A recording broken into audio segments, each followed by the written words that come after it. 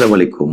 প্রিয় দর্শক, কথা বলবো কোমরের ব্যথার ঘরোয়া চিকিৎসা। আপনি বাড়িতে বসে কি চিকিৎসা নিতে পারেন? আমরা প্রতিদিনই বিভিন্ন কাজকর্ম করতে গিয়ে কেউ না কেউ কোনো না কোনো ভাবে হয়তো ব্যথা পেয়ে থাকি। বাট সামান্য একটি যত্ন যদি বাড়িতে বসে নিতে পারি, সেই সামান্য ব্যথাটুকুর চিকিৎসা বাড়িতেই করা যায়। আপনার হঠাৎ একটি ব্যথা পেয়েছেন অথবা আগের ব্যথাই হঠাৎ করে বেড়ে গিয়েছে। আপনি একদিন রেস্টে থাকুন। যদি একদিনে যথেষ্ট না হয়, আপনি 2 দিন থাকুন, সর্বোচ্চ 3 দিন। 3 দিনের বেশি রেস্ট দরকার হয় না। 3 দিনে যদি ভালো না হয়, আপনি অবশ্যই ডক্টরের শরণাপন্ন হতে হবে।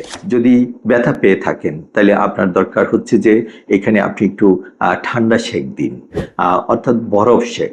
একটি সেক আসলে কমপক্ষে 15 থেকে 20 মিনিট দিতে হয়। তাহলে আপনার এটা পেইনটাকে কমিয়ে নিয়ে আসে। গরম সেক যেমন ব্যথা কমায়, তেমনি ঠান্ডা সেকও ব্যথা কমায়। তো কাজেই আপনি ব্যথা পেয়েছেন, আমরা কোথাও ব্যথা পেলে আমরা কিন্তু ঠান্ডা সেক দিই। অনেকে ভুল করে যদি গরম সেক দিয়ে থাকেন, এবং তাতে কিন্তু ব্যথা বেড়ে যায়। তো কাজেই আপনারা একটা কথা মনে রাখবেন, ব্যথা পেলে এখানে কখনই গরম সেক দেওয়া যাবে না, এখানে ঠান্ডা সেক দিতে হবে। আপনি বাসায় সবারই প্যারাসিটামল জাতীয় ঔষধ থাকে, আপনি সেটুক সেবন করতে পারেন, কোনো অসুবিধা নেই। বাকি যে কাজগুলো করবেন সেটা হচ্ছে যে আপনি নিচু হয়ে সামনে ঝুঁকে কোনো কিছু উঠাবেন না। এই একদিন অন্তত এইটুক সময় নিজের জন্য দিন।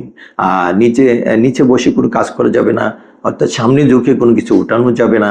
অর্থাৎ আপনার যে সমস্ত কারণে ব্যথা বেড়ে যাচ্ছে, সেগুলোকে আপনি একটু পরিহার করে চলতে হবে। আপনি যদি একটু বেল্ট থাকে বাসা, একটু বেল্ট সাপোর্ট নিতে পারেন। একদিনের জন্য, 2 দিনের জন্য আপনি না জেনেও নিতে পারেন, কোনো অসুবিধা নেই। অর্থাৎ আপনাকে রেস্ট মেনটেন করতে হবে। আপনি হাই কোমর যদি থাকে, অবশ্যই হাই কোমর ব্যবহার করবেন। আর যে জিনিসটি করবেন না, সেটি হচ্ছে হঠাৎ ব্যথা বেড়ে গেলে আপনি কখনই ব্যায়াম করবেন না।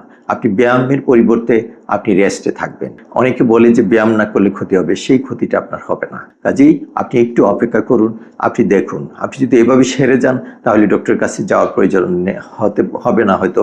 আর যদি সেরে না যায়, আপনি 1 দিন 2 দিন দেখার পরে যদি ব্যথা না কমে, আপনার যদি ব্যথার তীব্রতা বাড়তে থাকে বা অন্যান্য সমস্যা যদি যুক্ত হয়, তাহলে অবশ্যই আপনি ডক্টরের কাছে যাবেন। এভাবে দর্শক, আপনি আপনার ঘরে বসেই এই কোমর ব্যথার ঘরোয়া চিকিৎসাটি নিতে পারেন।